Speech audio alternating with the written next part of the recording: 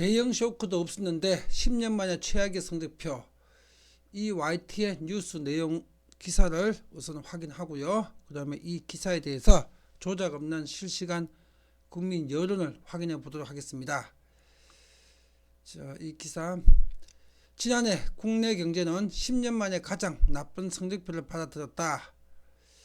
대형 쇼크가 없었는데도 이렇게 부진한 결과를 받아든 이유를 조태영 기자가 분석했다.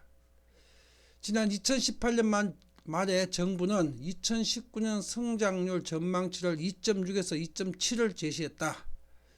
전반적인 민간의 활력이 떨어졌다는 평가 속에서도 성장률을 지탱하겠다는 정부의 의지가 담겼다는 설명도 함께 내놨다. 홍남기 기획재정부 장관이 그렇게 얘기를 했죠. 하지만 이러한 장밋빛 전망은 결국 공수표가 되고 말았다. 1년 내내 이어진 부진 속에서 2% 턱걸이로 한 해를 마쳤다.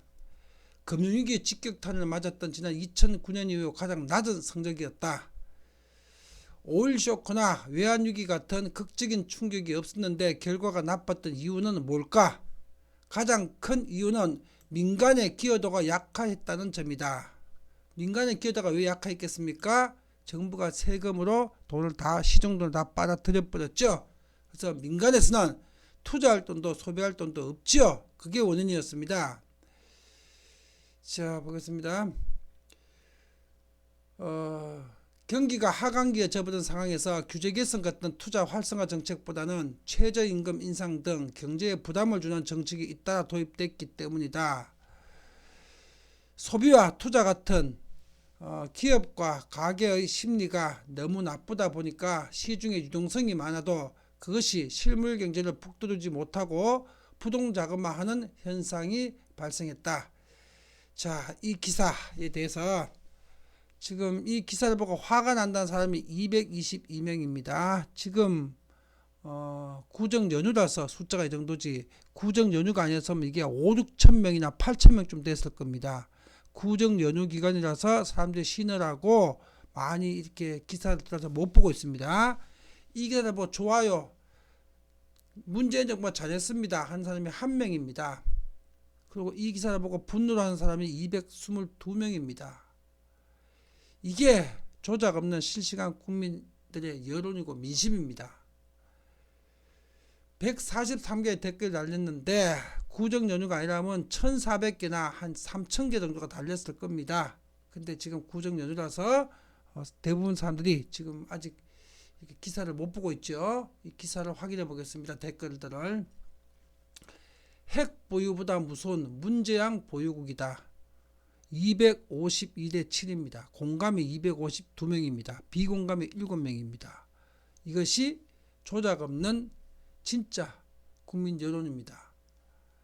이미 예견된 결과다. 자본주의 사회에서 공산주의식 경제정책을 펴고 있으니 당연히 경제는 최악을 향하게 되어 있다. 곧 봐라. 국가재정 파탄나고 모든 물가 내수시장 어려워지고 점점 최악을 향해 달려가게 될 것이다. 문재인 정권이 제대로 된 것 하나라도 있다면 말 좀 해주라. 122대 2. 대형 쇼크가 없긴 개뿔. 문재인 자체가 대형 쇼크지. 그렇죠. 106대 0.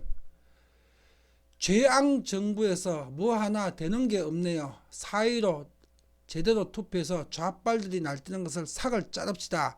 44대 3. 남에게 뺏어서 나눠주면 다 잘 살 것 같지만 당연히 북한처럼 경제 폭망이지. 다 함께 못 살고 문재인 일당만 잘 사는 세상이 된다. 이것이 사실입니다. 진실이고. 30대 0. 문재인은 공산주의자다. 빨리 안 끌어내리면 다 죽는다. 세월호 선장 같은 놈이다. 사실입니다. 16대 0. 세금 폭발, 의료보험료 폭탄 테러, 지독한 불경기. 이 정부가 신속히 바뀌어야 중산층이 삽니다. 16대 0. 이번 총선 정신 바짝 차리고 투표해야 합니다. 나라 망하겠어요. 진짜 이제부터 빨갱이당 찍지 마세요. 15대 0. 제일 큰 문제점은 문재인과 그 일당들의 공산사회주의 경제 철학에 있다. 바꾸자. 13대 0. 문재양 쇼크, 이 빌어먹을 의용. YTNA 13대 0.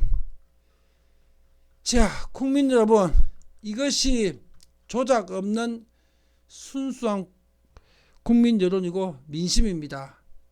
그리고 호남인 여러분, 이런 객관적인 사실을 직접 두 눈으로 목격하고도 그래도 민주당과 좌파 정당들 또 찍어주실 겁니까? 여러분들은 대한민국 국민 아닙니까?